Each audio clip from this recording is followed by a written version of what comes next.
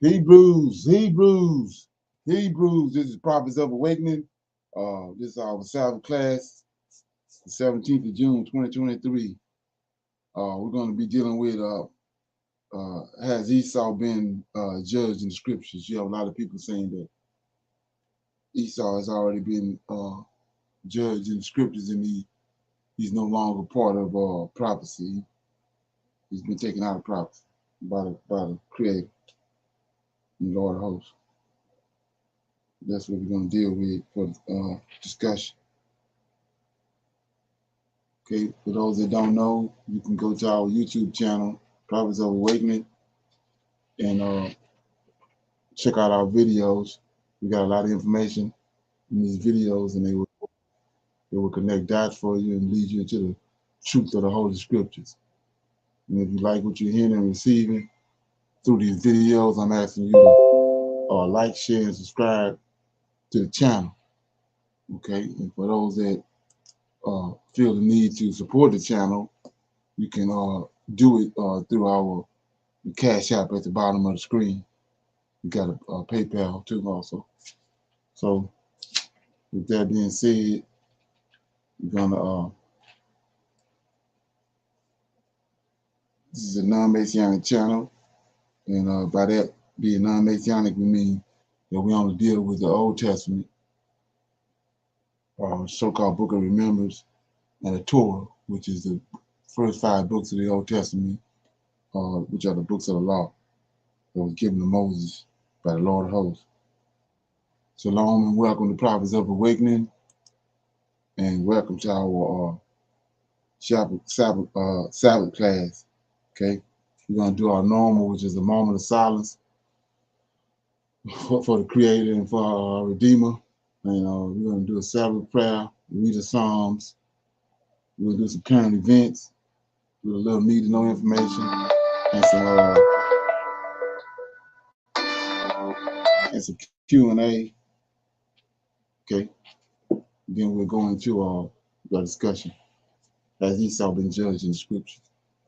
Okay, so this moment of silence is for the Lord of hosts, and all that he's doing to bring about our his prophesied deliverance of us in these last days. O Lord, righteousness and uprightness belongs unto thee. Therefore we come before thee at this hour, seeking thy face, looking for righteousness and uprightness, that we may walk before thee as our servants David, Solomon, and Samuel, Hezekiah did, that we may walk before thee in truth and in righteousness, in rightness of heart. Okay, for we desire to walk after thee, O Lord, and keep your commandments and your testimony, statutes with all our heart and soul, and to perform the words of this covenant that is written down by your prophets. Peace be unto you. Okay, O Lord. So with that being said, we're going to go into, we're going to read the Psalms, and then we'll go into current events. Okay.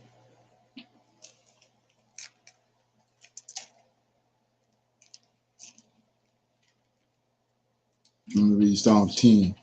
It's a prayer for the overthrow of the wicked. Why standest thou afar off, O Lord?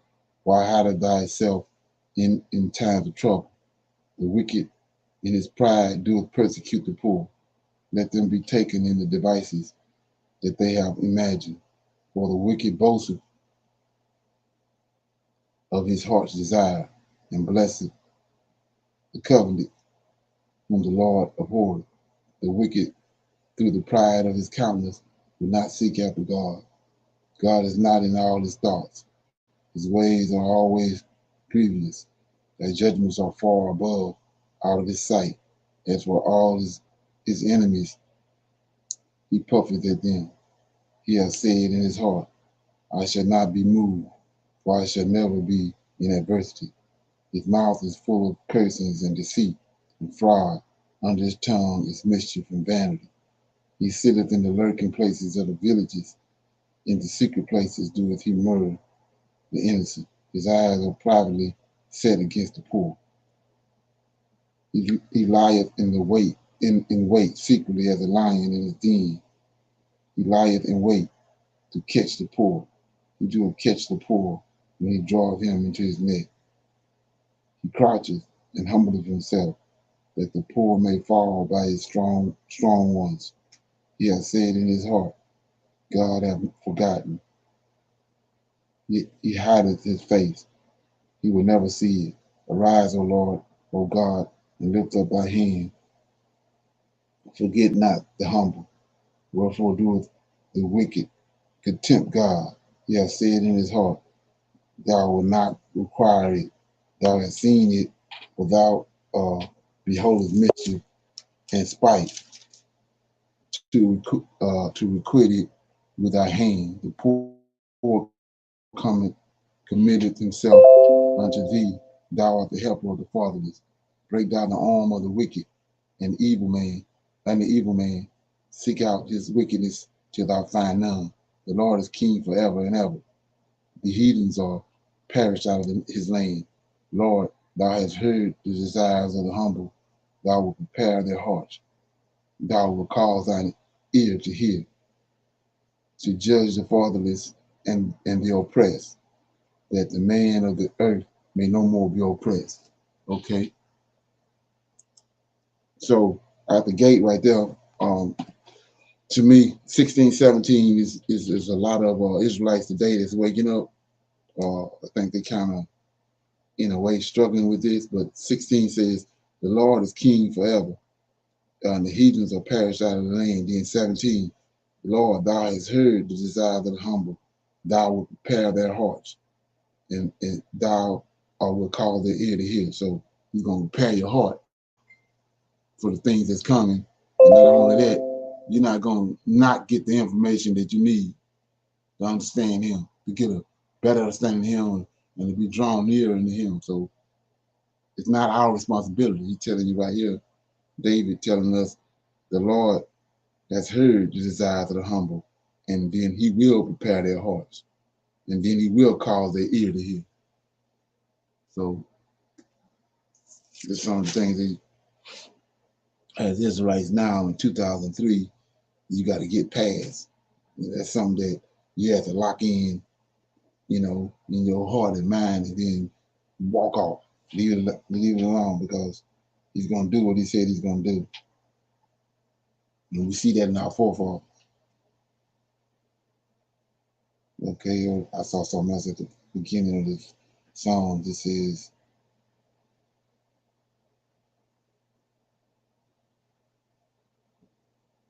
so it's verse 4. I was saying about thinking like a Hebrew. The wicked, through the pride of his countenance, will not seek after God. God is not in his thoughts. So the last thing they're thinking about is Creator. And then verse 5 is his ways are always just the wicked, right? Which we know come from the giants and from the fallen angels. These mutations is what we call it, was wicked, right? So he says they're wicked through the pride of their countenance, right? Because that's their problem. That's why they want to have nothing to do with heaven, because of their pride and then their strength. Will not seek after God.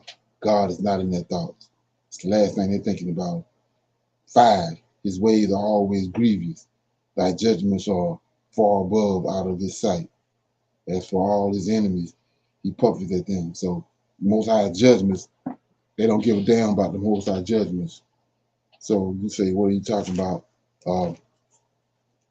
You can go to a futuristic prophecy, right? Ezekiel 37. Go to Ezekiel 37. And we see right here, the Most High tells us in Ezekiel 37 in verse 24, and David, my servant, shall be king over them. Now, this us, and our resurrected forefathers. And David, my servant, shall be king over them, and they all shall have one shepherd, and they shall also walk in my judgment. See that? It's like thinking like Hebrew. He's looking forward to walking in the Most High judgments and above and observing his statutes and doing them. But we see over in Psalms, he said the wicked don't give a damn about the Most High judgment. It's just the last thing on his mind is the Most High judgment. So just wanted to bring clarity to that. Okay. So with that being said, I was going to go to a few current events and then got a little need to know information. Okay.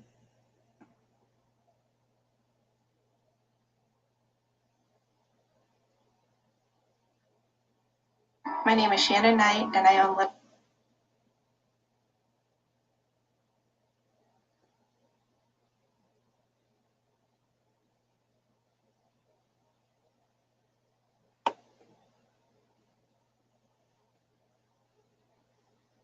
to end the pause on student loan payments in the debt deal. Reporting coming from the Hill. The NAACP sent an open letter to President Biden on Thursday, admonishing his agreement to end the pause on federal student loan payments as part of negotiations with Speaker Kevin McCarthy, a Republican from California, to resolve the debt ceiling crisis. Now, NAACP and CEO and President Derek Johnson, along with Youth College Division Director Wisdom Cole, wrote the letter, which in part reads, "The resolution of the debt ceiling crisis is one we wholeheartedly welcome, and we appreciate all that went into debt ceiling negotiations. However, we are disappointed that the needs of Black communities have suffered from the negotiated agreement that will erode economic progress by Black Americans. It is disappointing that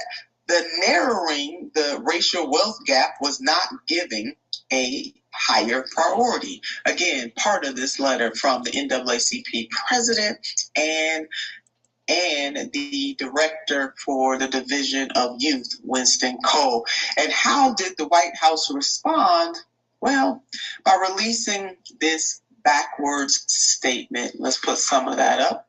President Biden recognizes the burden student debt has on tens of thousands, millions of Black Americans across the country, which is why he secured the largest increase to Pell Grants in decades. The president will continue to defend and strengthen his Investing in America agenda, which has resulted in record low Black unemployment.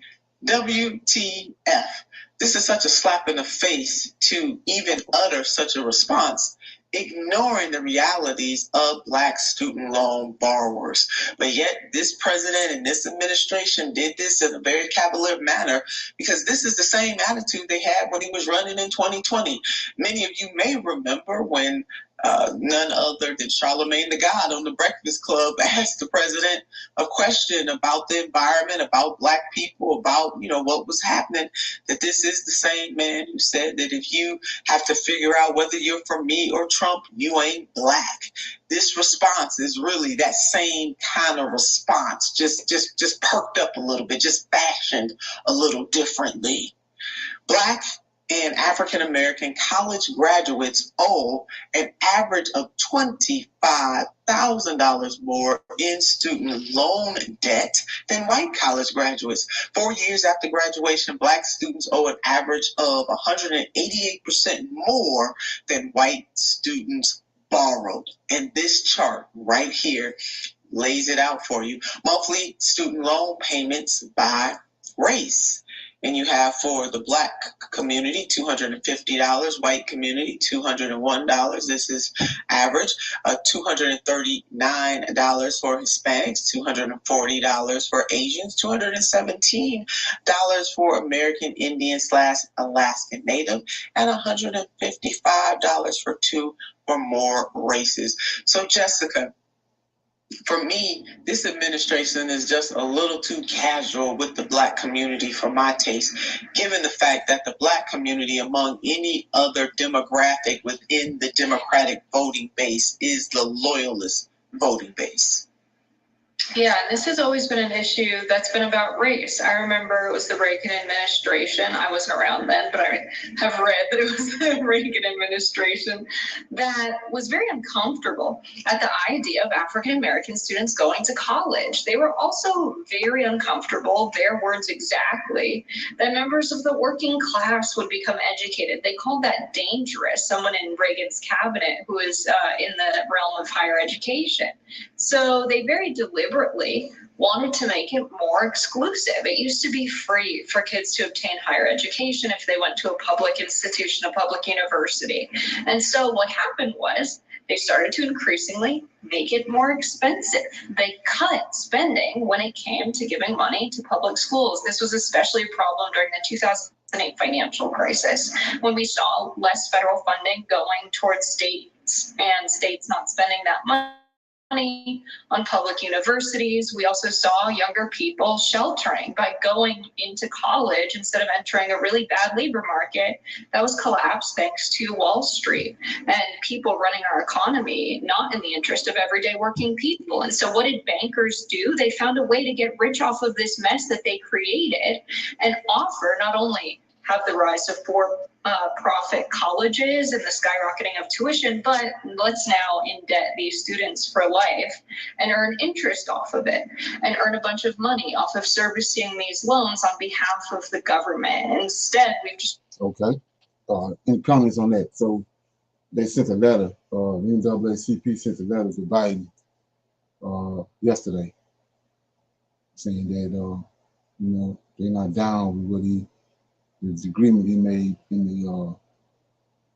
the debt negotiations with McCarthy. But you notice the lady at the end brought up the bankers.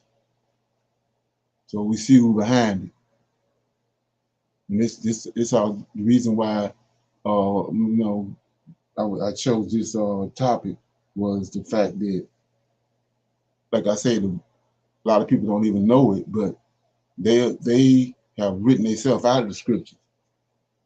They told everybody that Esau been judged, and then both of the people that during the time of Isaac, before Isaac was born, Esau came on the scene, and before that, Ishmael was born.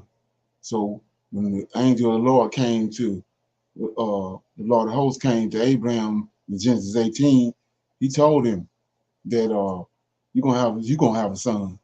He told Abraham that. But before that, he had Ishmael that was born from the bondwoman. But when Isaac came, Esau and Ishmael became null and void because the promises with Isaac.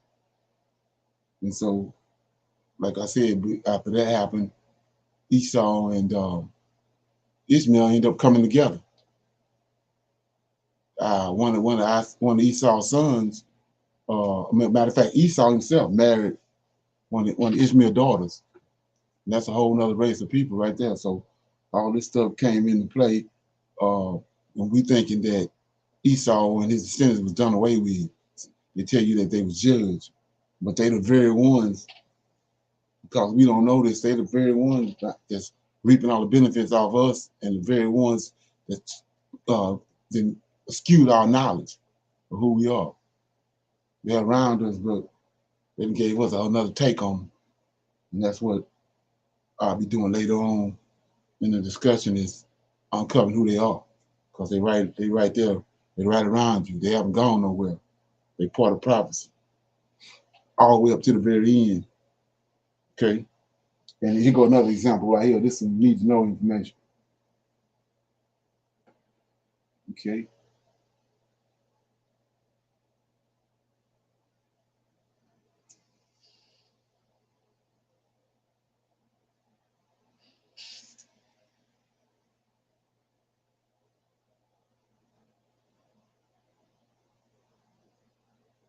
Christianity and the slave trade, with a special focus on the Catholic Church. Sometimes it's important to dive into the uncomfortable and difficult parts of history, even if it makes us squirm a little. And boy, does this topic have some uncomfortable parts. We all know that slavery is one of the darkest chapters in human history, But what many people don't realize is the significant role that religion played in justifying and perpetuating the practice. And when it comes to Christianity and the slave trade, the Catholic Church was right in the thick of it. From Pope Nicholas V's 1452 papal bull that authorized the Portuguese to enslave Saracens, pagans, and other enemies of Christ, to the Jesuit priests who owned slaves themselves, there's a lot to unpack here. But fear not, my dear viewers.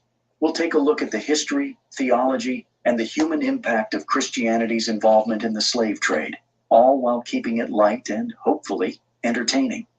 So sit back, grab your popcorn, and get ready to learn about a side of Christianity that might make you cringe a little. It's going to be a wild ride. The slave trade involved the transportation and sale of African people as slaves to the Americas and other parts of the world from the 16th to the 19th century. It was a brutal and dehumanizing practice that involved capturing and enslaving people against their will, separating them from their families and loved ones, and forcing them to work under inhumane conditions. The origins of the slave trade can be traced back to the European exploration and colonization of Africa in the 15th century. Europeans wanted to establish colonies in the Americas, and they needed a cheap labor source to work on their plantations and mines. They turned to Africa, where they found a ready supply of potential slaves. Africans were captured by slave traders, who would raid villages and take people by force. They were then transported across the Atlantic Ocean in brutal conditions, packed tightly into the holds of slave ships with little food or water. Many died on the journey, and those who survived were often sick and weak by the time they reached their destination. Once they arrived in the Americas, slaves were sold at auctions to the highest bidder. They were forced to work on plantations, mines, and in households, and were treated as property. So let's look at that right quick. I was gonna let it pass, but I ain't gonna let it pass. So give you an example of what's been done. And I was reading out of the Psalms earlier, and it was talking about how the Lord of hosts is gonna cause you to hear, and then he said that he's gonna, he's gonna hear our cry, right? And we know that that's his responsibility. He the one sent us into captivity. He the one's gonna get us out. So let's look at what they done. One of the examples. It's in Revelation. So it says, let me get it. It says chapter 12, I think it is. Yeah, it says chapter 12, in verse 5, it says, and she brought forth a man-child who to rule the nations with a rod of iron, and her child was caught up under God unto his throne, and the woman fled into the wilderness, right here. So we know about the New Testament that is always a figment of these Edomite Esau. They're supposed to be already judged in the scriptures. We see right here what he's doing. So we said the woman fled in the wilderness. Well, when the woman fled in the wilderness, the actual prophecy is, I told you when Antiochus came, the Antichrist, and the Israelites ran out of Israel, they fled into the wilderness. Well, where the wilderness at? The west coast of Africa. And like I said, the Most High had already completed his promise. So they're looking for a people that can help them. They need people over here to workers, servants to man the plantations and man the cotton fields. Well, the Most High didn't fulfill his promise with Jacob, Abraham, Isaac, and Jacob, that they're gonna be the sand of the sea. So you got all these Negroes, Hebrew Israelites on the west coast of Africa. This the prophecy right here, but they didn't trick it off. They got it over here and got you thinking it's something else, but this the prophecy right here. The woman fled into the wilderness where she had a place prepared of her. The west coast. The west coast prepared up for her.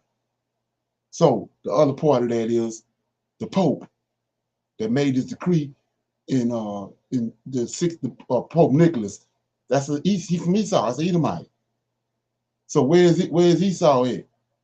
Esau was left in 70 AD, and he went to Spain. and Portugal. So that's how you see how all this playing out. But out of ignorance, we don't know all this stuff. So Spain and Portugal is the ones that funded, tricked off and jumped off the Edomite set the decree out. He's the Pope, and then his people came with slave ships and jumped off the transatlantic slave trade. But you can't. Nobody can. The world been duped because they don't understand the truth of what's really going on and the people that's in play. So that's the Israelites that's in the wilderness, and the wilderness is Africa, the West Coast. And then he told Esau, you're gonna break your brother's yoke with the sword. And we see all this stuff is playing out, but we don't have no clue on what's the deal is with it. So, like I said, in the process of this next hour or so, we're gonna see that Esau haven't been judged. Okay, but anyway, so we see the Catholic Church, which is a concoction of Esau. Rome, before beast, Rome, Edom and Rome is one and the same. Rather than human beings, they had no rights and were subject to brutal punishment if they disobeyed their masters. The slave trade had a devastating impact on Africa as it disrupted traditional societies and economies. Many African communities were weakened by the loss of their people, and some were destroyed entirely. The Catholic Church was heavily involved in the slave trade, as it was seen as a way to spread Christianity to Africa and the Americas. However, the Church's involvement was controversial, as many Catholics opposed slavery and argued that it went against Christian values. Christianity played a significant role. Stephen's students are inspired by humanity.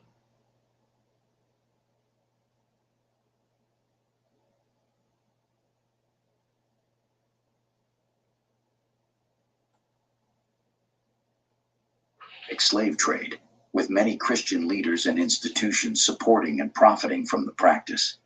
This fact is often overlooked, as many people associate Christianity with benevolence and goodwill.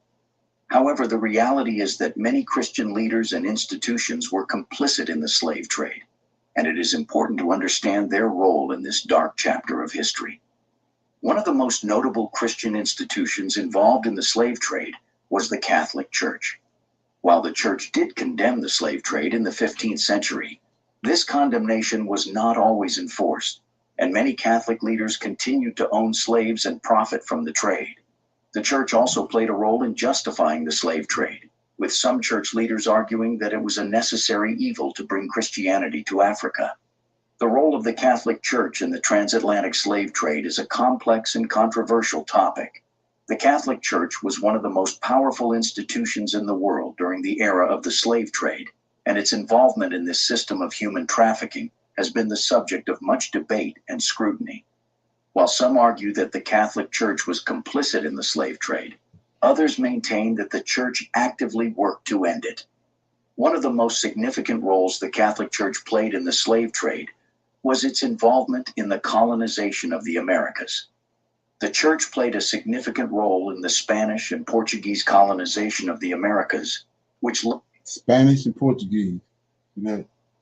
led to the forced labor of millions of indigenous peoples and Africans. The Church played a key role in the justification of these practices, using religious doctrine to argue that the enslavement of non-Christian peoples was justified. For example, in 1452, Pope Nicholas V issued the papal bull Dom Diversus, which gave the Portuguese monarchy the right to enslave non-Christians. Furthermore, the Catholic Church was involved in the sale and ownership of slaves. Many of the wealthiest and most powerful individuals in Europe and the Americas during the era of the slave trade were bankers, Edomites. Same thing today, bankers. We just saw an example of that with the student debt loan. You sitting there trying to use politics and talk to the president to give us some relief, but the bankers, they see a way to make money off of that, usually. Okay? Catholic, and many of them owned slaves. The church itself also owned slaves, with some religious orders, such as the Jesuits, owning plantations and using slave labor. The church also profited from the slave trade, as it collected taxes on the sale of slaves in its territories and used the proceeds to fund its activities. Despite its involvement in the slave trade, there were also many Catholics who actively opposed it. For example, in the 16th century, the Spanish Dominican friar Bartolomé de las Casas wrote extensively about the atrocities committed against indigenous peoples in the Americas and advocated for their rights. The Jesuit priest José de Acosta also wrote about the mistreatment of indigenous peoples and advocated for their freedom. Additionally, some religious orders, such as the Mercedarians, worked to purchase the freedom of enslaved people. In the 19th century, the Catholic Church played a role in the abolition of the slave trade. In 1839, Pope Gregory XVI issued the papal bull In Supremo Apostolatus, which condemned the slave trade and called for its abolition. The church also played a role in the abolition of slavery in the Americas, with Catholic leaders such as Archbishop José Ignacio de Márquez advocating for the end of slavery in Colombia in the mid-19th century.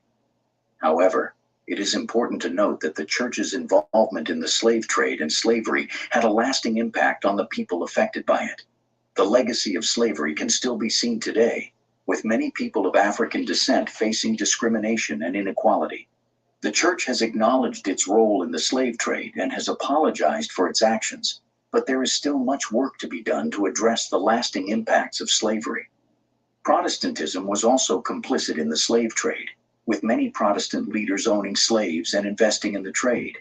Some Protestant leaders even used the Bible to justify slavery, pointing to passages that seemed to condone the practice. Of course, many Christians at the time opposed slavery, and there were even Christian abolitionist movements. However, the fact remains that Christianity was often used to justify and support the slave trade. One of the most interesting aspects of the relationship between Christianity and the slave trade is the role that religion played in the lives of enslaved people. Many enslaved Africans were forced to convert to Christianity, often by their captors or by missionaries who believed that Christianity could civilize them. However, many enslaved Africans also found solace and hope in Christianity, even as they were oppressed by their Christian captors. It is worth noting that the relationship between Christianity and the slave trade was complex, and there were many different perspectives on the practice within the Christian community. However, it is clear that Christianity played a significant role in the transatlantic slave trade, and it is important to acknowledge and understand this history. Of course, all of this raises some interesting questions. If Christianity was used to justify and support the slave trade, does that mean that Christianity is inherently oppressive? Does it mean that all Christians are complicit in the slave trade? These are difficult questions to answer, and the reality is that Christianity, like any religion or ideology, is complex and multifaceted. It is also worth noting that Christianity has played a role in the abolition of slavery, with many Christian abolitionists fighting against the practice. It is clear that Christianity has both supported and opposed the slave trade, and it is up to each individual to decide how they reconcile these conflicting aspects of the faith. Ultimately, the relationship between Christianity and the slave trade is a complicated and difficult one. While it is important to acknowledge the role. Okay. Any comments or questions so far?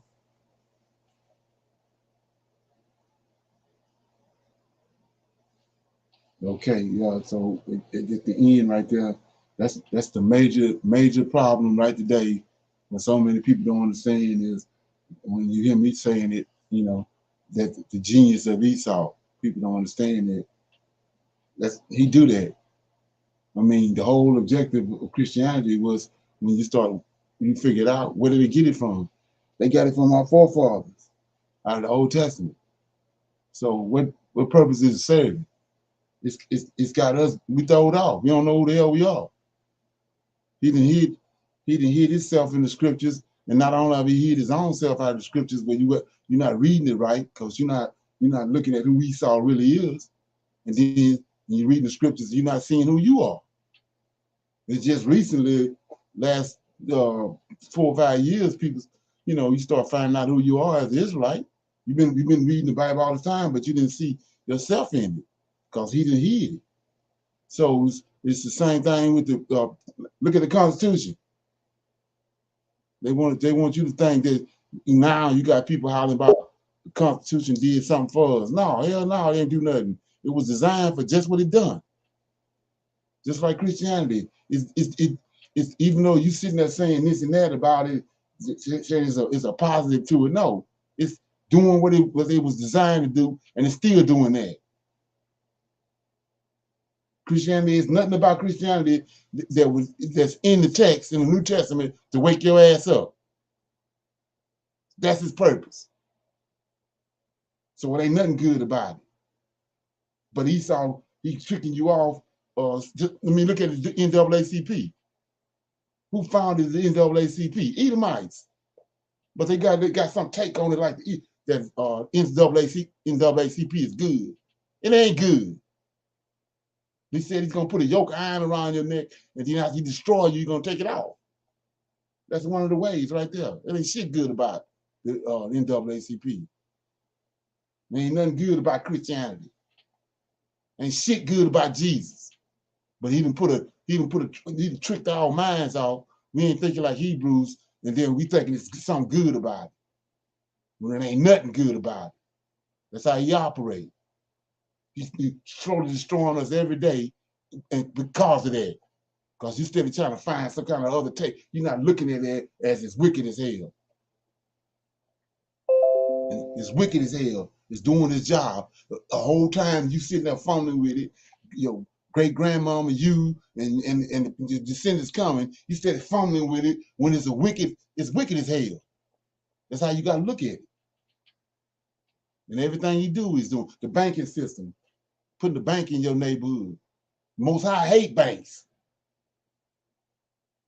Okay? The educational system, their education. Most High hate that. Come on. So we sitting there, that's what we lost there. That's why it's this big old 95% gap in Negroes waking up and not waking up. Is that. So I just want to put some clarity on that. Like I said, anybody have any comments? Shalom. They also place a lot of liquor stores Right. in from corner to corner, Right. keeping their spirits going around. Right. It is so much that we're not having our eyes open to because we're accustomed of the puppet master or the play that's being put out. Exactly. Right. And look at the money being generated off of that. It's all, like I said, it goes back to the bankers, Esau. The reason why nobody asks the question, and the ones that do, like I said, everything is complicated. But Esau made it complicated. It's not complicated.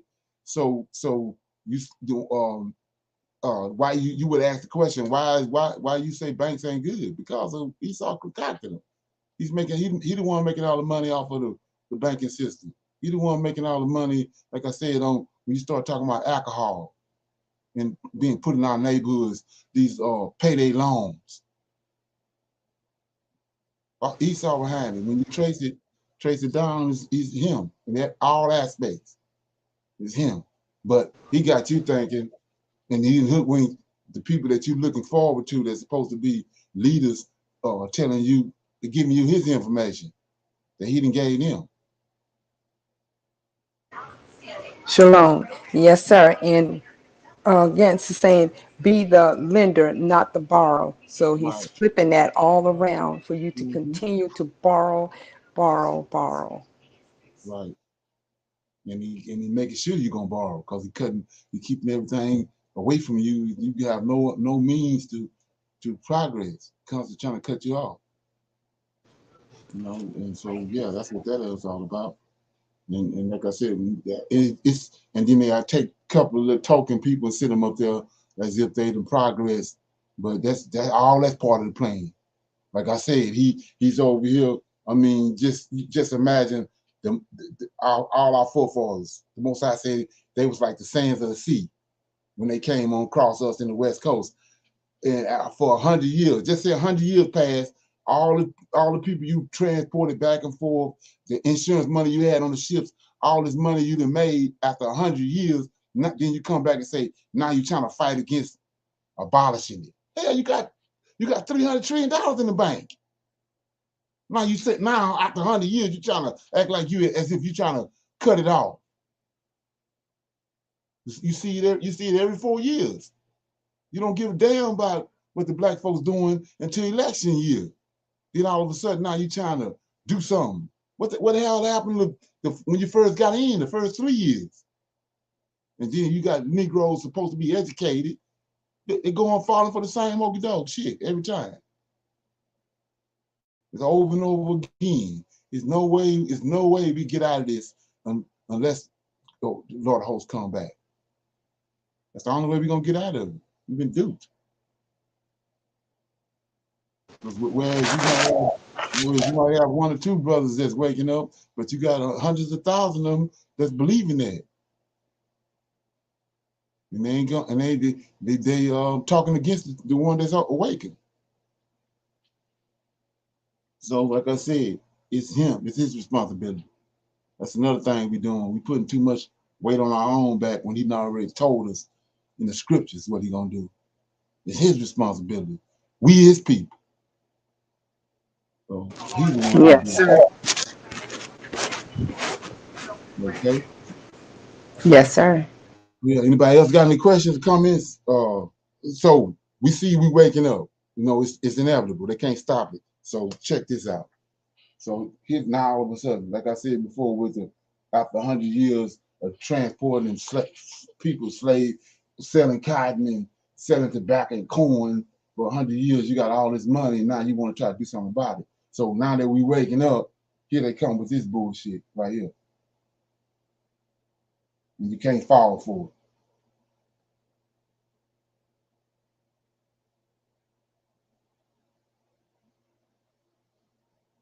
Black off-world craft in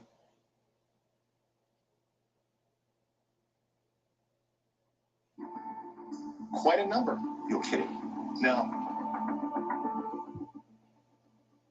Amazing claims from a former member of the American Intelligence Services, David Grush. He says that we are not alone. Aliens do exist, and they have visited Earth.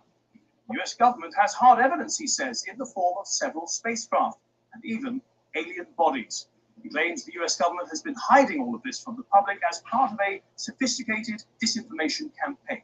Now, for years, those claiming these strange sightings were aliens treated as cranks and conspiracy theorists. Now it appears they may have been right all along.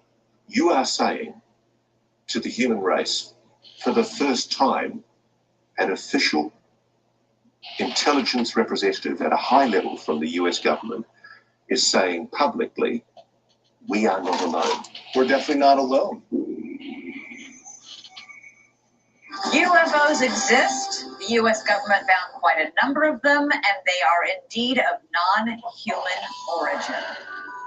The whistleblower's shocking new claims about our country's research into UFOs. The bombshell. So like I said before, to show you what I'm talking about, and like I said, when you understand it, you know, you can train a baboon to do it. So back in the 60s and 70s, the reason why the 60s, the 50s, 60s, and 70s is so turbulent was that they had released us from Emancipation Proclamation, right? They did all kind of atrocities after that, but we had got to the point where we was totally got leveled off. We didn't want to deal with them no more. So what happened? They brought this big mouth ass Negro Martin Luther King on the scene, throwed us for a tailspin. Then it came back around again because of, like I said, the melanin is what unites us. That's why he sees us as one, because of that God substance they're talking about that's in us. So then melanin brought us back together again. Then they brought Obama big head ass on the scene, tricked us off again, and people ain't looking at it. And then now all that stuff ain't working. We back around again. Here they go. It's this UFO bull crap. And guess what niggas gonna do? They're gonna fall for it. This is how they operate. And the whole time they making trillions and trillions of dollars while we falling for this type of crap. Okay? claim about UFOs. A former U.S. intelligence official and Air Force veteran claims a top secret program is withholding evidence of alien spacecraft. David Grush. Let's find out who he is and what his credentials were. He's a decorated veteran. He's described as beyond reproach. It's not just him, it's multiple intelligence officials who have reported on this to Congress. He essentially said that they are illegally hiding it from Congress. They are illegally hiding it from the American people, but they have off-world craft in possession. We have spacecraft from another species. We do. Yeah. How many? Quite a number. You're kidding. No. I thought it was totally nuts, and I thought at first I was being deceived. It was a ruse. People started confiding in me. They approached me. I have plenty of current former senior intelligence officers that came to me, many of which I knew almost my whole career, that confided in me. They were a part of a program. They named the program. I've never heard of it. And they told me, based on their oral testimony, and they provided me documents and other proof. If you're right, if you're telling us the truth, everyone, the entire American public, has been lied to for decades. Yeah, there's a sophisticated disinformation campaign targeting the U.S. populace, which is So what's going on? What I've been screaming forever last year or so, pretty much all this year. The system they set in place is falling. The bankers and the dollar going down, everything. The Most High is show back up. He's wrecking everything. So this is the last ditch effort right here. extremely unethical and immoral. Do we have bodies? Do we have species? Both? Well, naturally, when you recover something that's either landed or crashed, sometimes you encounter dead pilots. And believe it or not, as fantastical as that sounds, it's true. Okay, let's bring in our guest now. And today we have Nick Pope, who used to run the British government's UFO project. He thinks there's a possibility there's life in space, but no conclusive evidence yet. And we also have Stephen Bassett, a political activist who believes there is irrefutable evidence that extraterrestrial life does exist. Welcome to both of you. Nick Pope, if I may start with you. Very simply, what do you make of David Grush's claims? Well, there's an old saying in the intelligence analysis community, interesting if true. And this is perfect for this situation. David Grush is who he says he is, and he sat in the Air Force and in the United States intelligence community in a position where he absolutely did have direct involvement with this subject. He was a member of the Unidentified Aerial Phenomena Task Force. But at the moment, while these claims are absolutely sensational and really fascinating, they are not yet validated. And that validation, I think, will have to come from the United States Congress, which is pressing the US government on this issue anyway. So you see what they headed? They go to Congress, you know, that we hold up. We hold them high in esteem in our heads. The Congress, that's what they headed. Congress gonna come out and validate it, and the president.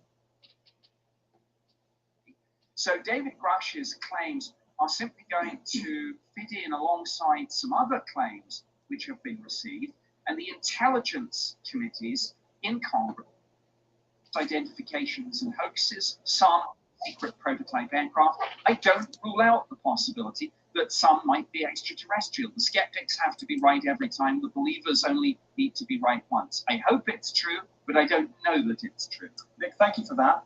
Now, while the US government is ready to officially acknowledge UFOs now, it wasn't always the case. Here's a sample of presidents, past and present, being rather coy, to say the least.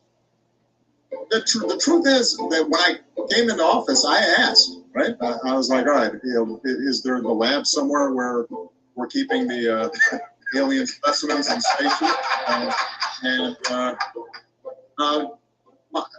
did a little bit of research, and the answer was no.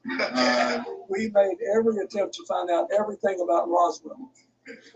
And we also sent people to Area 51 to make sure there were no aliens. President Clinton told me that if he had seen evidence, he would tell everyone that he'd seen it. You feel the same way? No, you wouldn't. You don't think we can handle it? I'm afraid it might spin you into orbit. Okay. I won't talk to you about what I know about it, but it's very interesting. But Roswell's a very interesting place with a lot of people that would like to know what's going on. There are things flying around up there that we haven't fully identified yet.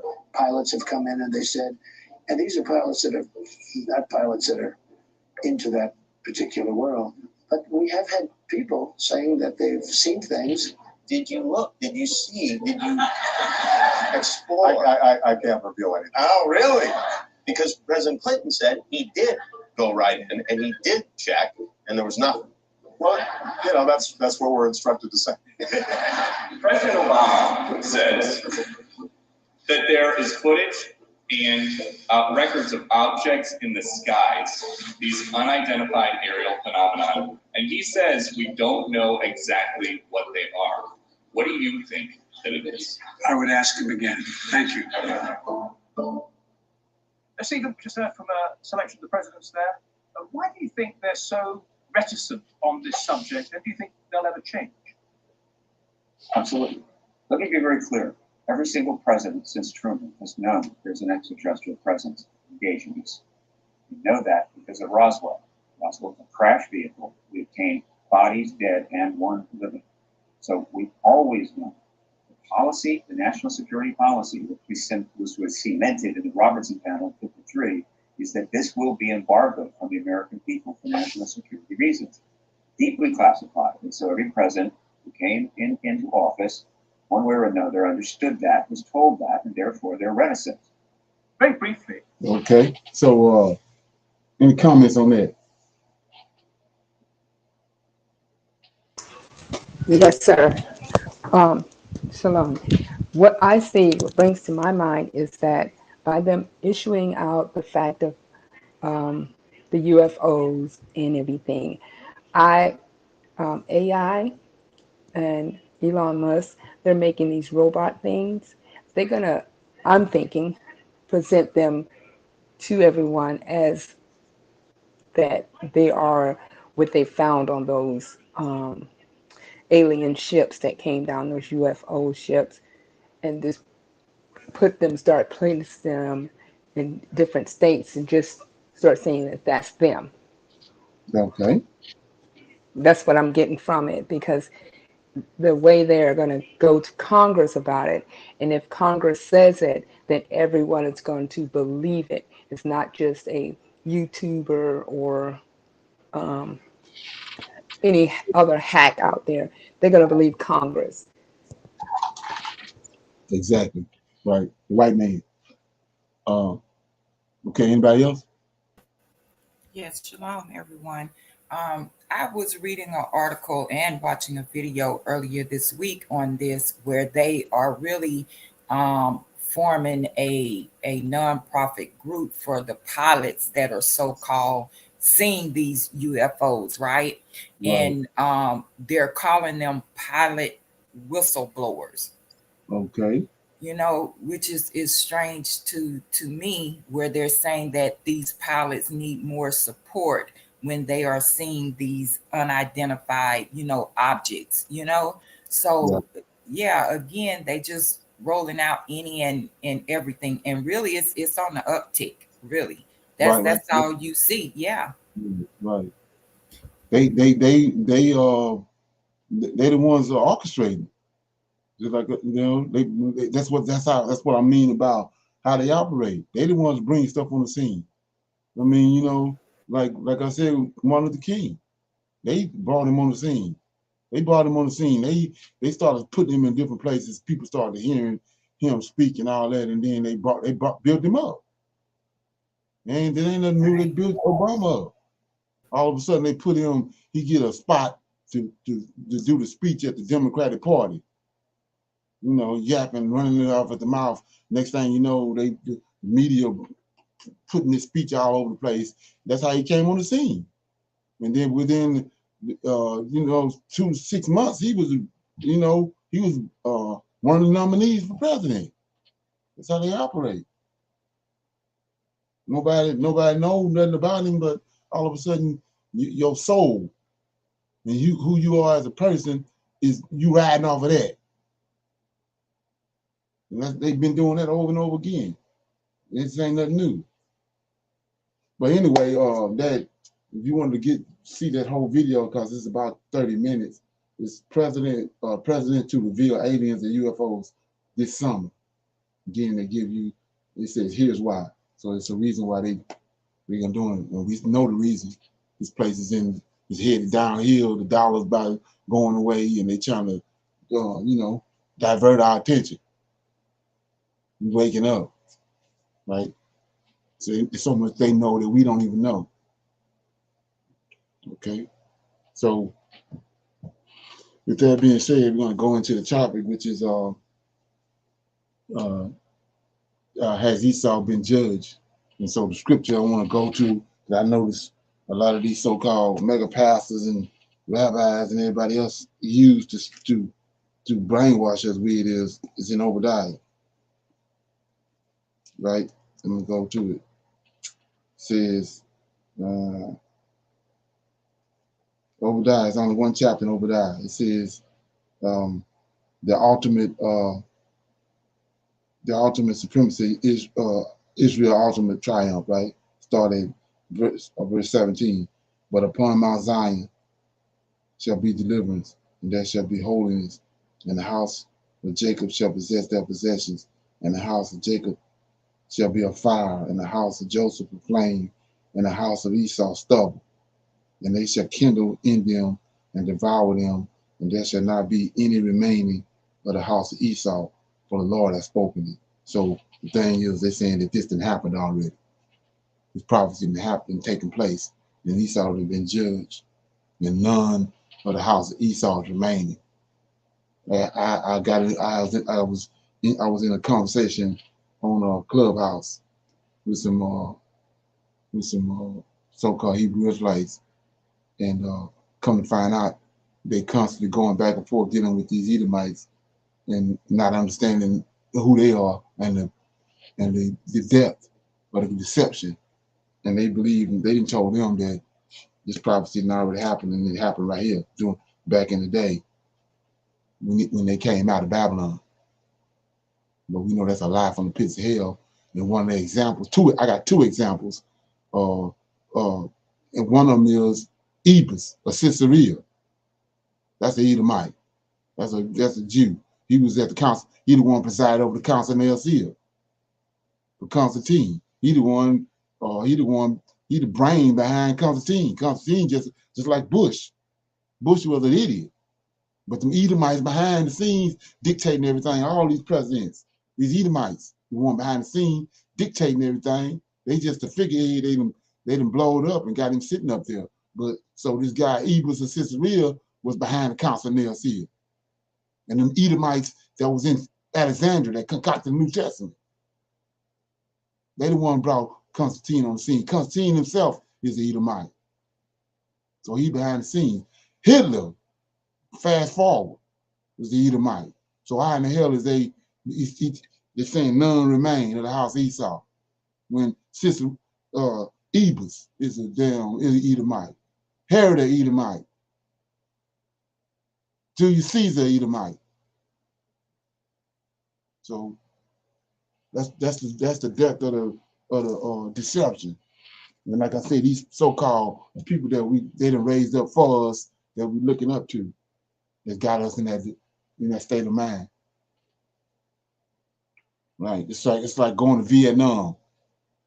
And then they firing at you, but everybody done told you the war over with and that the Viet Congs love you. But they real. They dug in, they started firing at you, but they ain't telling you everything that they don't exist no more. The enemy right there. That's what we at. You're in the middle of the desert, you're in the middle of the jungle, but they tell you nothing gonna happen. The lions, the tigers, the bears, and the pythons, they ain't gonna do nothing to you. But they there. They real. They there. They in the jungle. That's where we at. Our enemies are all around us, attacking us from every angle, but we don't know who the hell they are. We in some delusional state. You know, the Most High says that he turned Cain to white. That was a sign to show you what time it was, who these people are. We found out the Canaanites is white. Okay? So, but we don't, you know, that's rolling off like water on a duck back. Okay? So anyway, so that's the scripture, one of the scriptures, the main scripture that they use to say that Esau been done away with, right? And so I was showing you how that during the time of Zephno, which is one of Esau's sons, Zephno was in captivity in Egypt, right? During the time of Joseph. Joseph had Zephno in chains. Zephno was a mighty man. You know, he's descended from the giants by way of Esau marrying those Edomite women, which were giant women. And then so Zephno took on his mother's side, his mother DNA. Him, Amalek, a bunch of them took on they mother's characteristics. They was mighty men. They had that DNA from the giants. So so Zephno was you know, he was a warrior, a mighty man. And anyway, he was ended up being bound in prison by Joseph. And the whole time that Joseph was ruling in Egypt, he had Zephno bound in chains. And then when Joseph passed, Zephno was released. Right, Canaanites is white. So Zephno was released. And then when Zephno was released, Zephno fled to no other than to Greece, third beast. That's why when Gabriel was talking to Daniel, he told him the prince of the kingdom of Persia and the prince of the kingdom of Greece is gonna come, right? He's an angel. He's behind it. Just like it's an angel over Israel, it's an angel over these other countries. So Zephno fled to Greece. He's an Edomite, but he didn't fled to Greece. So back, like I said before, who behind this? Esau was rejected. So he got hatred in him. He's rejected by the God of Israel during the time of when the blessings and the blessings and the birthright was being distributed. It was given to Jacob. So Esau got this hatred. Ishmael was rejected, right? Way back in the beginning, Cain was rejected at the altar.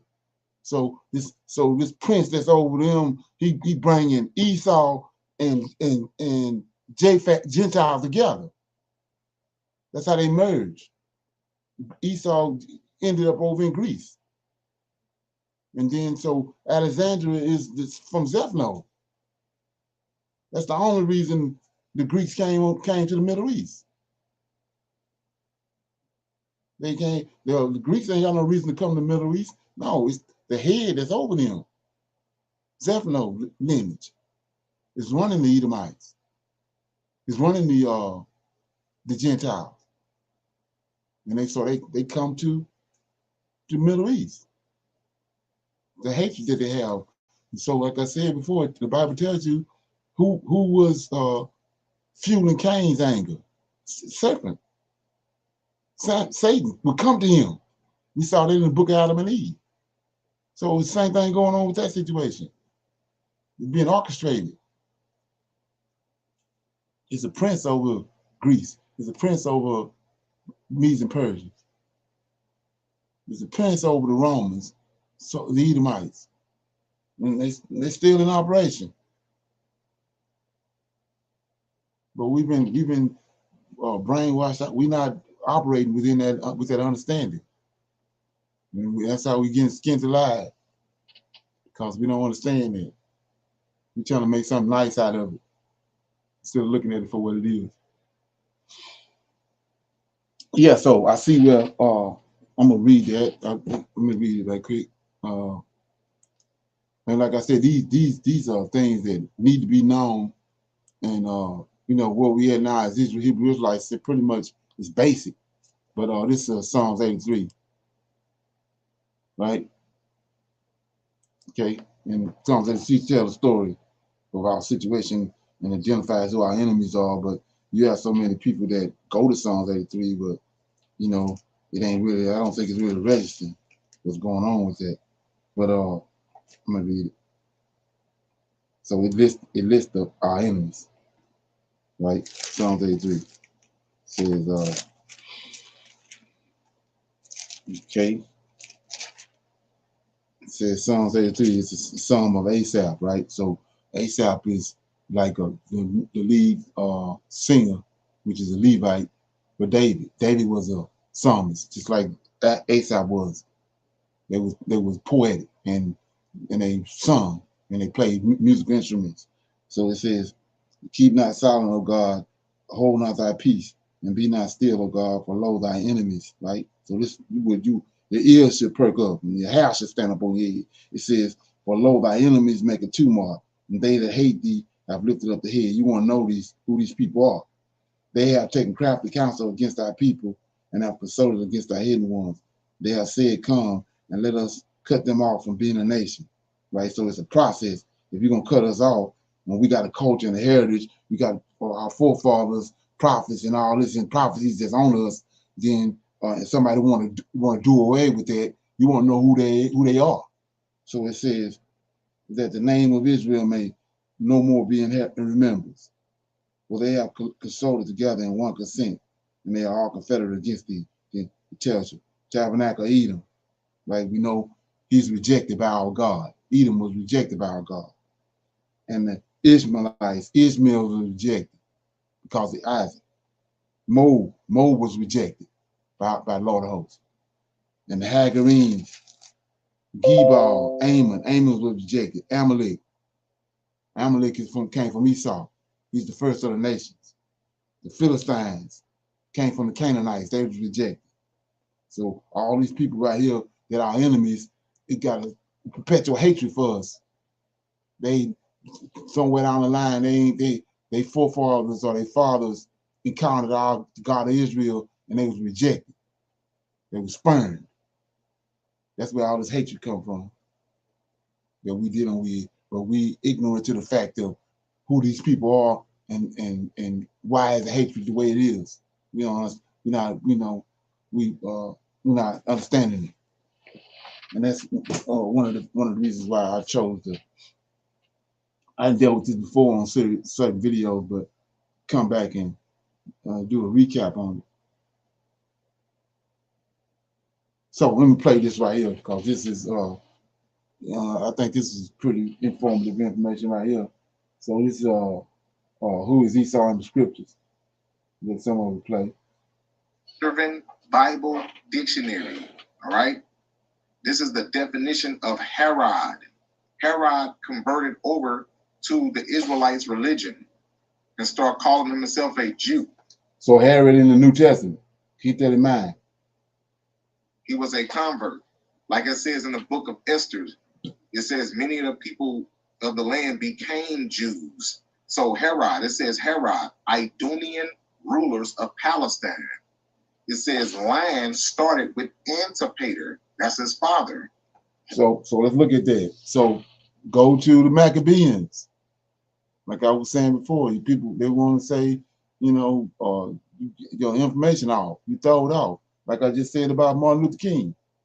You think the information off? No, it ain't off. So he's showing this right here, this information that's coming forward saying we see that these people ain't Israelites.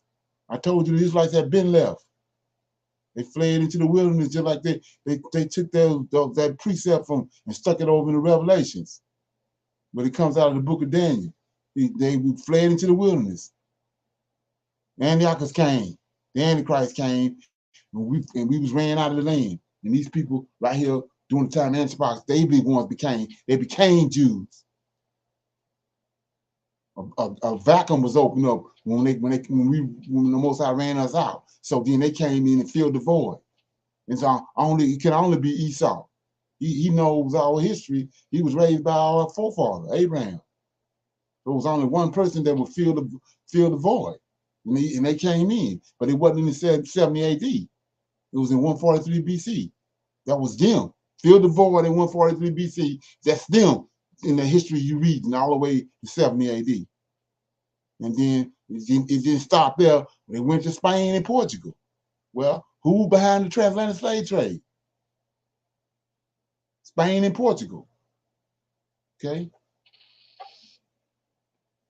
Whom Julius Caesar made procurator of Judea in 47 BC. Herod the Great, first procurator of Galilee, the king of the Jews. You see that? So he was an Idumean. An Idumean. Let's look up the word Idumean. And so you can't see this, but it also says in what he's reading, and Herod, when you go do your research, Herod built Caesarea. So when you go to Constantine, Ebus, like I just mentioned, Ebus of Caesarea. He's from Caesarea. That's where Ebus from. That's an Edomite city. It's all Edomites. When you start doing your research, they everywhere. They ain't been done away with.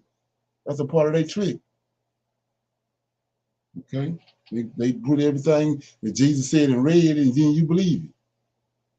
And all they did was wrote it. Idumean. Let's see what Idumea means. Hold on, let's go down to the next.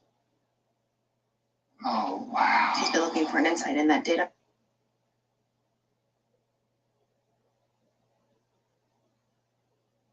Idumea, pertaining to Edom, Greek and Roman name for Edom. Right. So let's look at this, because like I said, you get in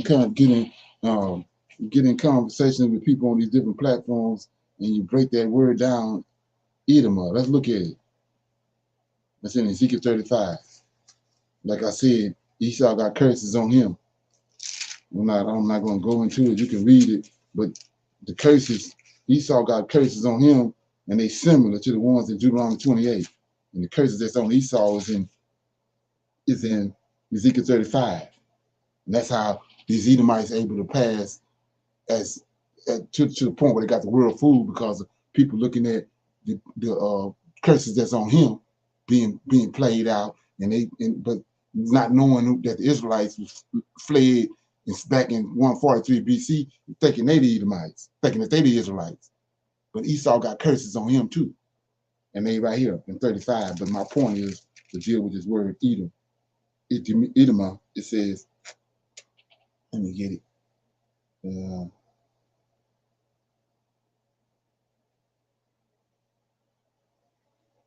Okay, yeah. 35 and 15. And as thou didst rejoice at the inheritance of the house of Israel. So we're talking about somebody rejoicing at the house of Israel.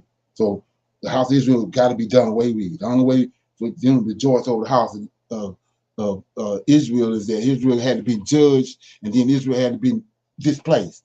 That's the only way they can rejoice over it. So it says, thou didst rejoice at the inheritance of the house of Israel, because it was desolate. See that? It was made desolate.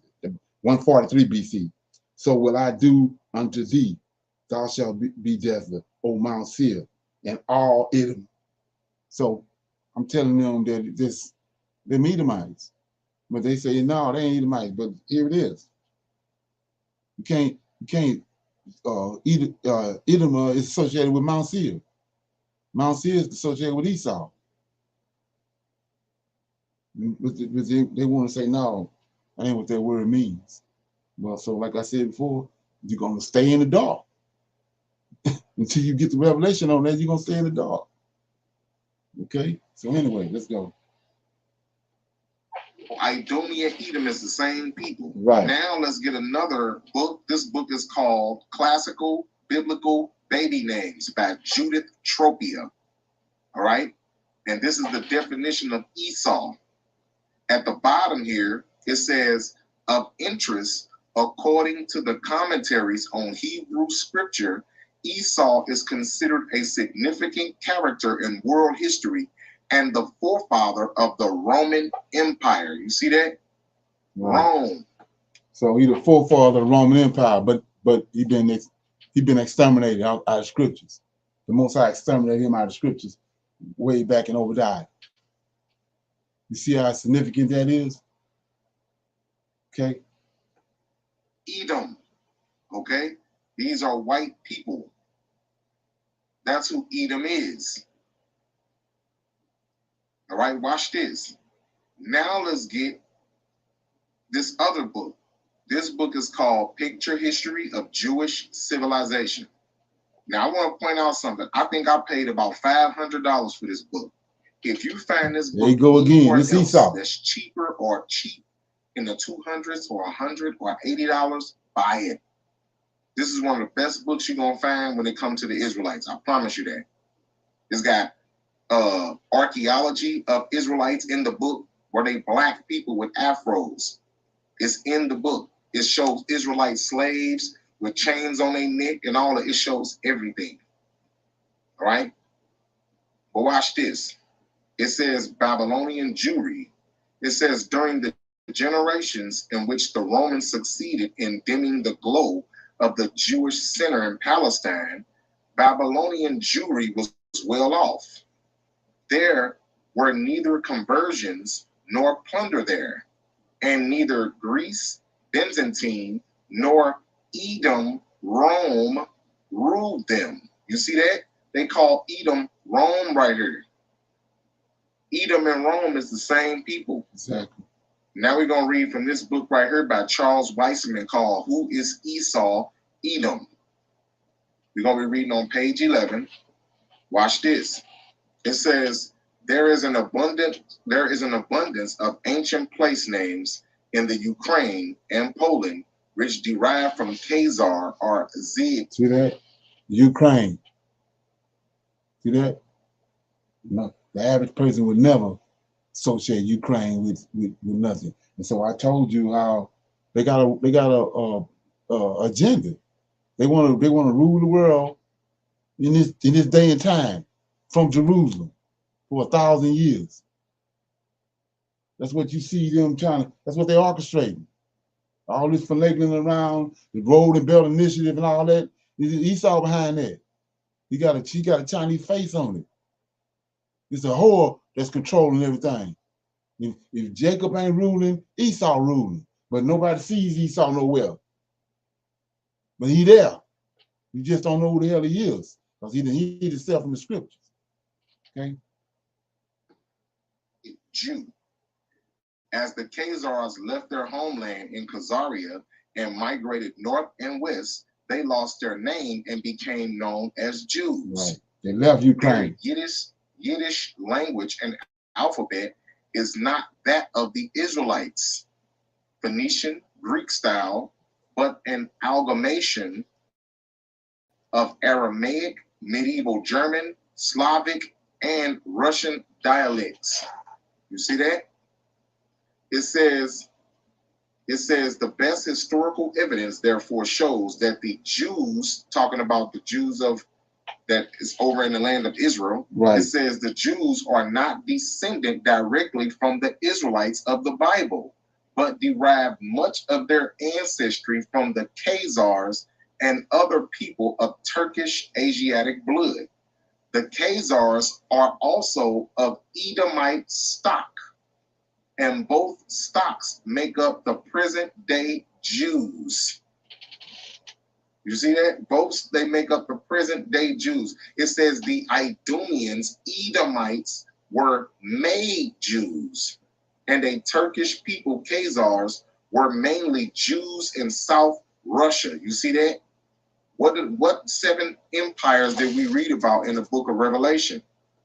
So, like I said, we see in 2nd Ezra that it's 2 little wings reserved for the very end. We looking dead at them, Russia and China. So you think this is a coincidence? Because that's where these Edomite Jews from. We saw when the Greeks came on the scene, Esau was the one. Esau was the head over the Greeks. The reason the Greeks doing what they're doing because Esau there. Esau, he's the head. He manipulating them. So these Russians, they're being manipulated. These Chinese, they're being manipulated. Like we were saying, everybody know who got all the money on the planet. Okay. Russia was one of them. Greece was one of them. Rome, France, Germany, Great Britain. Remember that? So these are all the Edomites are the people who took over and became today's Jews. When the Israelites fled from the land in 70 AD, okay, the Gentiles came in and started taking up all of the scrolls, all of the writings, all the archaeology, all the ancient Aramaic and Hebrew, and they mastered the language. Exactly. And they became converts. Right. They converted. The 29th dynasty in Egypt. It ain't nothing new what they done to us. Stole our identity. They came into Greece. Them was Edomites. They went to Egypt.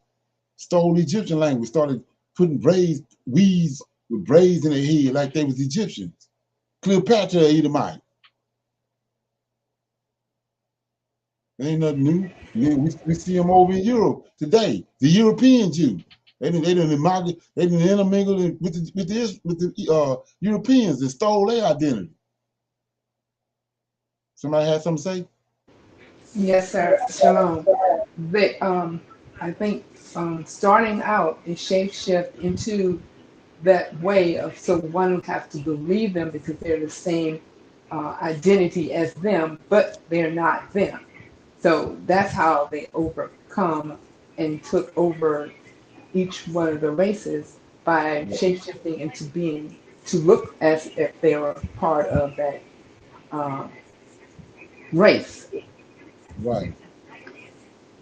Right. Well, if you go into that and see what was told about. Remember, Esau was raised by Abraham. So when Jacob, we was reading yesterday, in Jubilees, last couple of days, well, it grieved Rebecca and Isaac that Esau had married into these Canaanites. He had married into them. But it says that they made a point to tell Jacob, and Jacob had the spirit on him. He didn't want to intermingle with them. So, but he had no problem with it. So it didn't just stop right there with the Canaanites. We see today he went into Europe, and he genetically he intermingled with them. So how he do it? Through the woman. That's where it's coming from. They offset the Most High, the Most High's laws, statutes. The Most High says it's through the man, but they sent women married into all these aristocratic families in Europe and all over the place, and became they controlling them. They controlling them through the banking system. They take over their country. They don't give a damn about what you sitting there, like with our situation. We sitting there talking and protesting and all that, but we don't have shit. They got all the money through the banking system, through usury. So they don't care you sitting around organizing all these different groups and all that. They don't give a damn. They controlling you. They controlling all the wealth. So like I said, we got all the singers, all the rappers and all that, but we ain't got the money. Africa got all the minerals and all the resources, but they don't have the money. So they don't give a damn what you're talking about or what you're doing. They got the wealth. And the Most High, we see that being performed, because he said they was gonna do that, but by the sword and by deception. And we looking right at it. And that's what we're looking at now. The Most High bringing that down. That's the only way he ruling. He got the resources, the money. Like I said, a bank. Look at a bank. You sitting there, you trying to find the easiest possible way and the least cost-effective way to build your house, but you don't have the resources. The bank can go do anything they want. They got all the money. They didn't set you up, everybody running to the bank and putting all their money in the bank, and the bank can do anything they want in the town. Manipulate you any kind of way because they didn't hoodwink you and you done built up their coffers. And they just took that idea and expanded it all over the whole world. The Rothschilds. Now they controlling everything. Damn the ideologies and the religions, they got all the wealth. Okay? Yes, sir. The Israel. So you had something? I was saying I agree with what you're saying. Yes, sir. Okay. Religion and start calling themselves Jewish or Jews. That's how those people became Jews. That the land of Israel didn't even exist until 1948. Of what I'm talking about, the land of Israel that they call today. The Jews today, that those people did not exist until 1948. Okay? When they got into that land, those people came into that land, they took the Hebrew and all of that, they started mastering it, learning it, and they became Jews who are really Edomites, right? That's the history. And I got way more on this, but I wanted to do a short version so you guys will know exactly who these people are. Okay, these people, Edomites are we know who Edomites are. Okay, put it that way. It's not Japhet. No, it's not that. We're not going to let y'all get that away, because y'all see that verse in Genesis and say, oh, well, Ashkenaz, so Ashkenazi Jew. No, just because they took up the name Ashkenaz, that has nothing to do with it. Those people are Edom. If they come from those 7 major empires that we talked about, okay? The 7 major empires that we talked about, Greece, Rome, Spain, France, Germany, Russia, or Great Britain, if they come from any 7 of those nations, they are Edomites, and that includes the Spanish. Spanish people are Edomites. There goes Spain again. They're not Hebrews, so all these people running around talking about they Israelite, no. And talking about Hebrew, this and the no. If your forefathers are Spanish, you are an Edomite. That is the bottom line. And so look, so now let's get it out the Bible, all right? And what you're about to read has nothing to do with religion. Has nothing to do with religion. This is only for educational purposes to prove who Esau is. So get out of your emotions, push your emotions to the side, and let's get the history.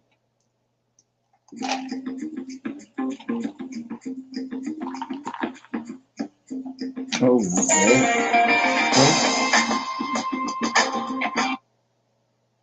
okay.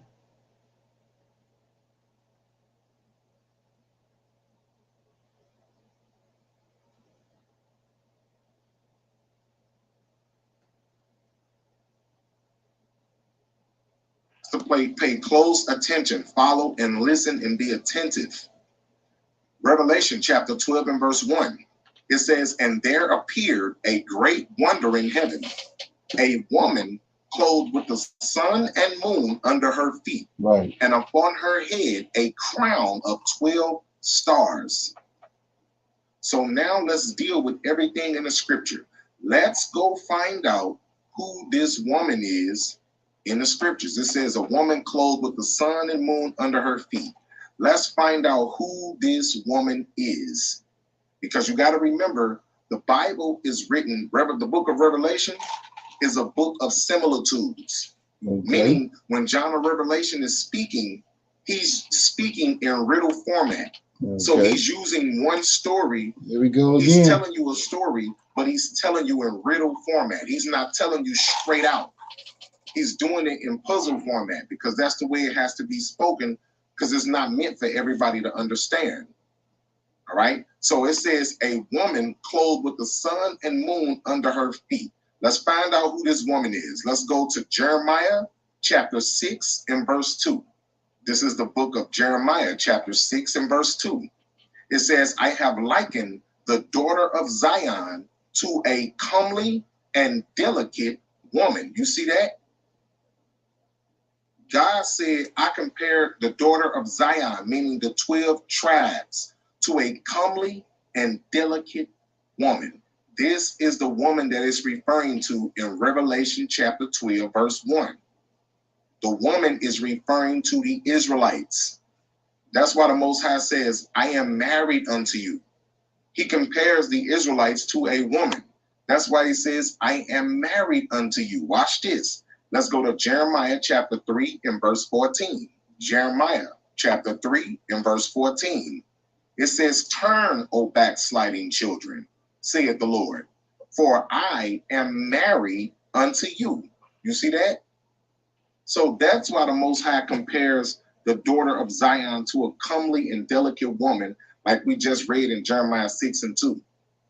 God said, I'm married to you. You see that? So it says Esau came out red.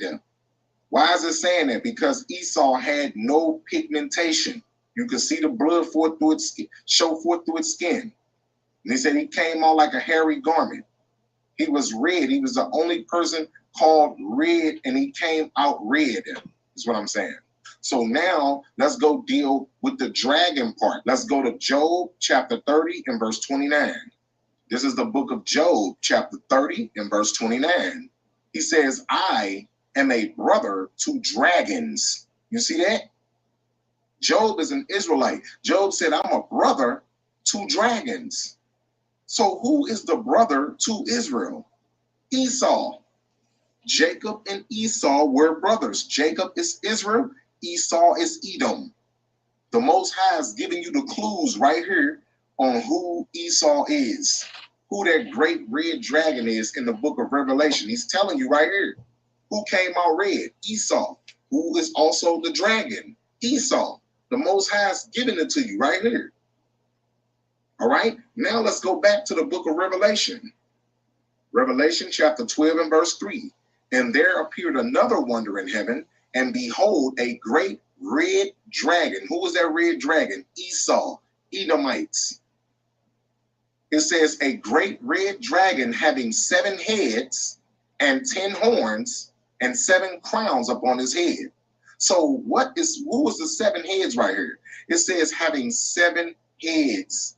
Who is those 7 heads? Those 7 heads are the 7 nations that came from Esau, the 7 major empires. These are 7 nations that are the descendants of Esau. And those nations are Greece, Rome, Spain, France, Germany, Russia, and Great Britain. Yeah, let me say it again. They are Greece, Rome, Spain, France, Germany, Russia, and Great Britain. So if you are a Spaniard, you are an Edomite. If you are from Greece, Rome, France, Germany, Russia, or Great Britain, you descend from Edomite nations. Those are the 7 heads it's referring to in the book of Revelation. Then it says 10 horns. Who are these 10 horns? The 10 horns is referring to the 10 common market nations, also known as the European Union or NATO. All right? That's what it's referring to. Remember, John the Revelator speaks in similitudes. He speaks in riddle format. That's what the whole book of Revelation is, a book of similitudes. So John is telling you something, but he's telling you in riddle format. All right? Now let's go to verse 4. Revelation chapter 12 and verse 4. It says, and his tail, meaning the great red dragon, it says his tail drew the 3rd part of the stars of heaven. Who were the stars? Remember? Y'all remember who the stars was? Israel. The 12 stars was the 12 tribes of Israel, the 12 brothers. So it said this dragon, his tail drew the 3rd part of the stars. If you got 12 stars, what is a 3rd of those stars? 3. So it said his tail drew the 3rd part of the stars of heaven and did cast them to the earth. What is John referring to? He's talking about Herod, who was ruling up in Jerusalem at that time, who tried to take Judah, Benjamin, and Levi into captivity. Because those are the 3 tribes that was up in Jerusalem during the time that this red dragon was reigning. The new Mila oven sense your approach with Motion React lights and displays auto. Those are the third part of the stars of heaven.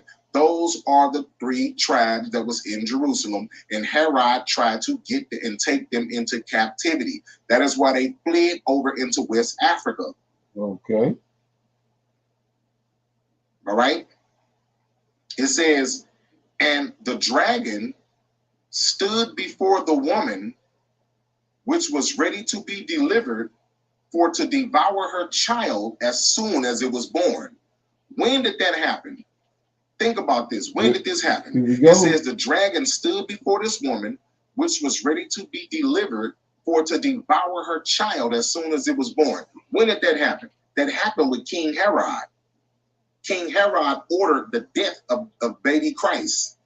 When King Herod found out that another king... Okay, you see what I mean?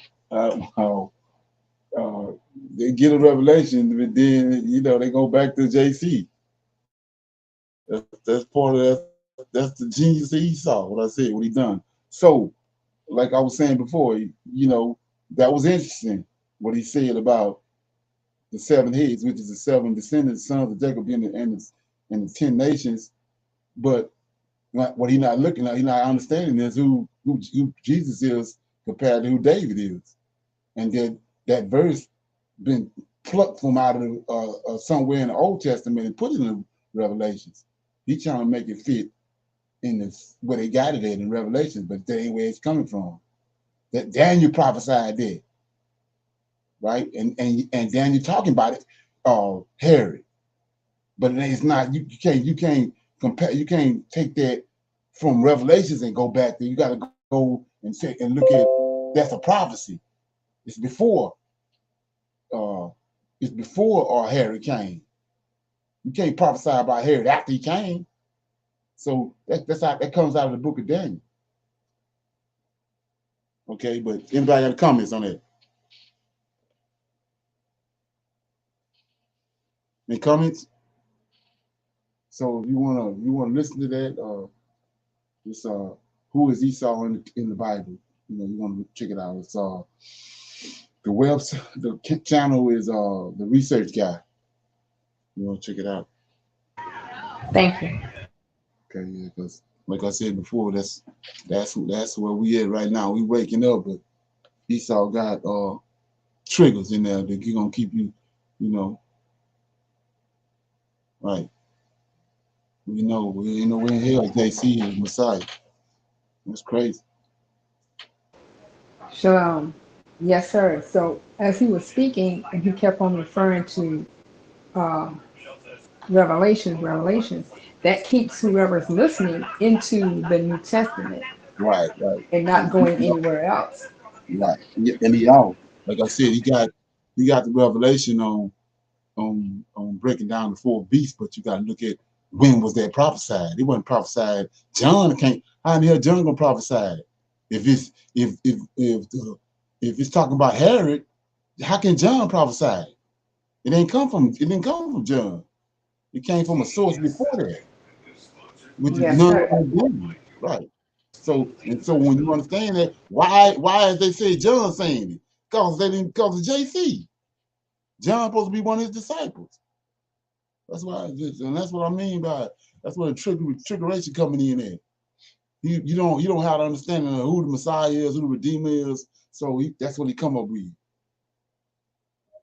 Right. Yes, sir. Taking everything in the AC, AD and putting it in BC. Right. Exactly. Except this is what's going on. Right. Right. Is that something? Yes, sir. Anybody else have any comments? I got this other little video. It's about 2-3 minutes. I'm gonna play that and then we'll close out. I thought this is pretty interesting too. Let me get it.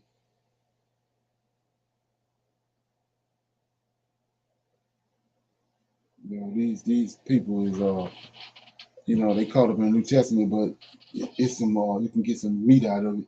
So let's check this out. If God has shown me one thing, especially about the Old Testament, it's that you always want to look closely when a blessing or a curse is pronounced. But now coming back to Genesis 28, verse 3. we see what happens to be, rather what appears to be, the same blessing that God gave to Abraham and then Abraham gave to Isaac, now being transferred by Isaac to Jacob. But there's an important difference, where most Bibles say that Isaac said to Jacob something like, that you may become a company of people or a company of nations. The Hebrew for a company of people or a company of nations is kahal amim. Kahal amim. This is entirely different than what God promised to Abraham and what was promised to Isaac. That is, that they would produce goyim, a mixture of nations. Because kahal amim, in its most literal translation, is used in Hebrew as the opposite of what God had told Abraham. Literally, kahal amim means a holy convocation or a holy assembly of fellow countrymen. In other words, it means an assembly of people for holy purposes, consisting of people, however, from the same tribe or the same group of tribes. That is, Jacob, who would soon be renamed to Israel, will be the first one in the line of the covenant promise who would produce as his offspring only Hebrews. Okay. He will produce only nations of Hebrew people, only people who would be called by the time of Moses his God's precious treasure. I want to summarize that again so you get it. Abraham produced as children Hebrew and non-Hebrew offspring, just as God promised him in Genesis 12:2, with Isaac being the Hebrew. Abraham's son Isaac then went on to produce Hebrew and non-Hebrew children, with Jacob being the Hebrew. But Jacob now, he will produce only Hebrews, all the tribes of Israel, which is exactly what the blessing of a kahal amim, a holy convocation of fellow countrymen, that's what that's telling us. Well, moving on, beginning in verse 6. We're told that Esau observed that Isaac sent Jacob to Mesopotamia to get his wife. Okay. Because his father detested Canaanite women. Poor Esau.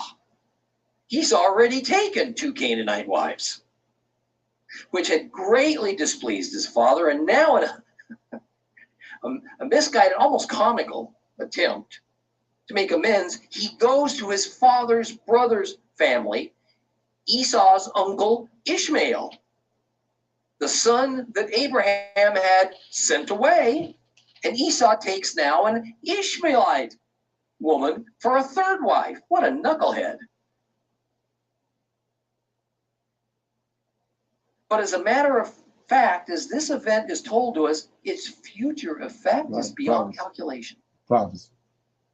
Because here we have an alliance through intermarriage formed. It bonds the two, think about this, the 2 dispossessed firstborns, rejected by Jehovah as the possible heirs to the covenant land of promise, Ishmael and Esau, bonds them together into what will rather quickly turn into a permanent anti-Israel group of nations. It is the alliance and gene pool mixing of Ishmael with Esau who forms the vast bulk of Islam in the world today, and the entire bulk of Arabs. This report of such few words in verse 9 radically altered the course of history. Okay. Want that some? Any comments on that?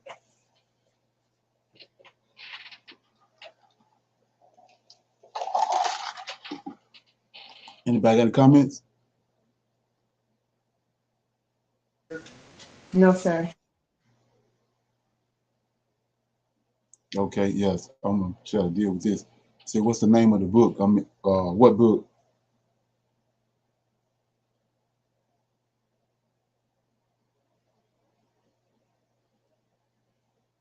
Okay.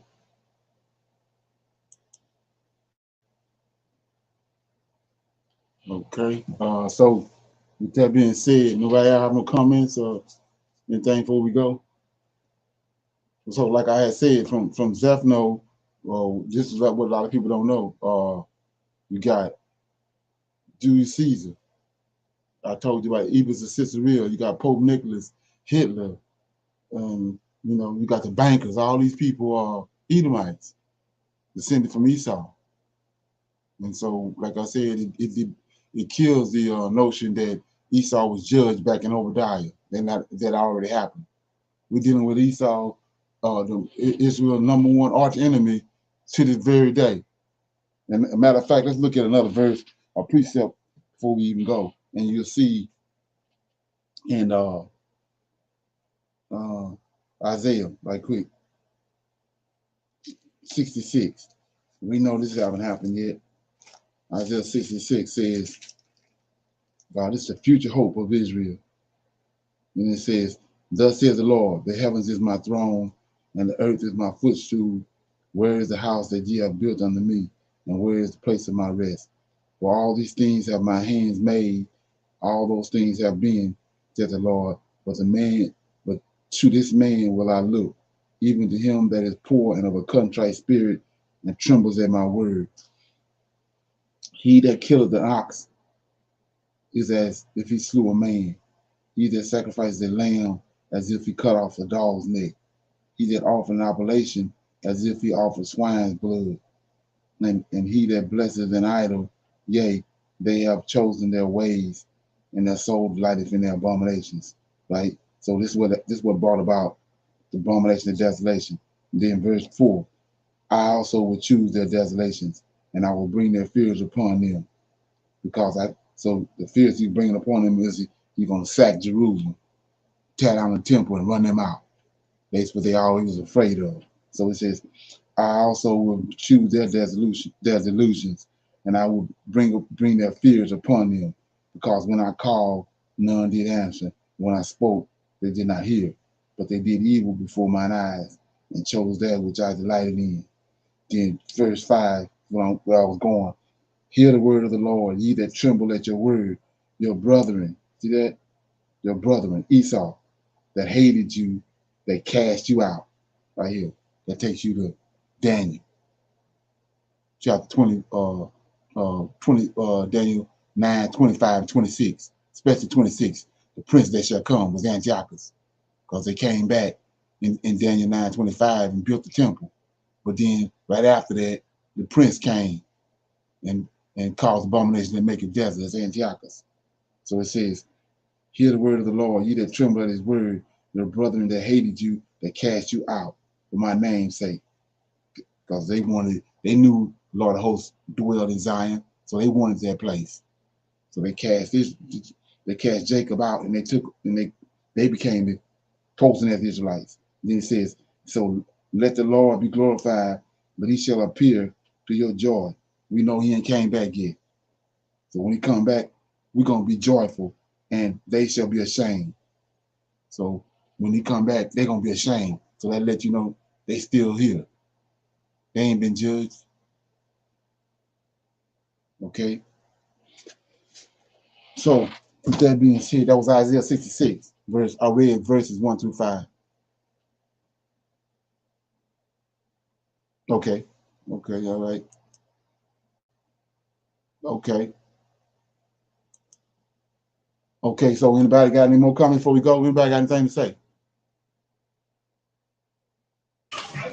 No, sir, other than thank you for all the information.